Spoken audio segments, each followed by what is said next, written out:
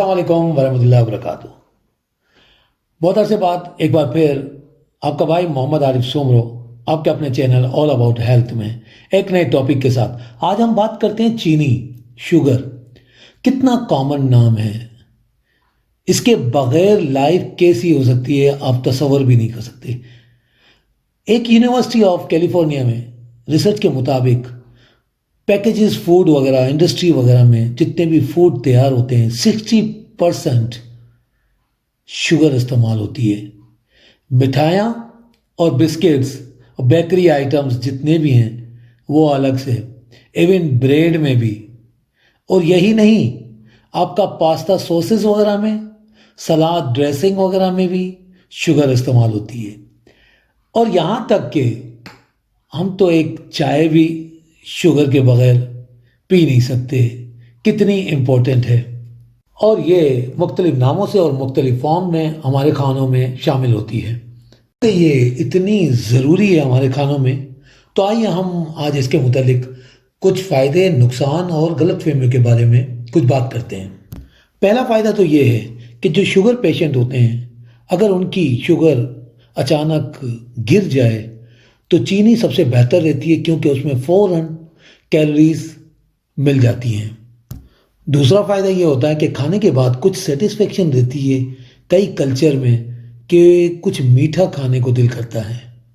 اور تیسرا فائدہ مجھے آج بھی یاد ہے، میری والدہ صرف چاول نہیں دیتی تھی، ان کے ساتھ دودھ اور چینی، اور اگر چینی نہیں ہوتی تھی تو اس کا ذائقہ ہی ہمیں اچھا نہیں لگتا تھا۔ تو کئی ایسی چیزیں ہیں، جیسے اگر چائے پی لی جائے چینی کے بغیر تو آپ سمجھ سکتے ہیں کیا ذائقہ ہوگا۔ چوتھا فائدہ یہ ہے، جو بہت کمزور ہیں، جن کو ویٹ بڑھانا ہے، ان کے لیے چینی بہت اثردار ہے، کیونکہ وہ فوراً کیلوریز میں تبدیل ہو جاتی ہے۔ آئیں آپ ہم نقصان کی بات کرتے ہیں۔ چینی میں خالی کیلوریز ہوتی ہے، اس میں کوئی نیوٹریشنز نہیں ہوتا، وٹامنز نہیں ہوتے، منرلز نہیں ہوتے، پروٹین نہیں ہوتے۔ اگر دوسرے نقصان کی بات کی جائے تو یہ ڈائبٹیز پیشنٹس کے لیے بالکل صحیح نہیں ہے۔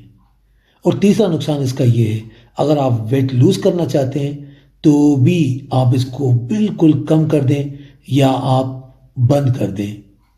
اور چوتھا نقصان اس کا یہ ہے کہ جب یہ پروسیس ہوتی ہے، چینی کی شکل میں آتی ہے ہمارے پاس، تو اس میں کئی کیمیکلز استعمال ہوتے ہیں جس کا اثر ہمارے جسم میں آتا ہے۔ چلیں اب ہم اس کے متعلق جو لوگوں میں غلط فہمیاں پائی جاتی ہے اس کے بارے میں دیکھتے ہیں۔ یہ ہے کہ لوگ سمجھتے ہیں کہ اگر چینی کی جگہ پہ ہنی، گڑ، مصری یا براؤن شوگر استعمال کیا جائے تو بہت اچھا رہتا ہے۔ نہیں، کوئی خاص فرق نہیں ہے، 5-10% کا ہی فرق رہتا ہے۔ اور دوسری غلط فہمیاں یہ ہے کہ ڈائبٹیز شوگر سے ہی ہوتی ہے، چینی سے ہی ہوتی ہے، یہ بھی غلط بات ہے۔ تیسرا کہ لوگ جو ہیں اس کے ایڈکشن ہو جاتے ہیں چینی کے، کہ وہ چھوڑ نہیں پاتے۔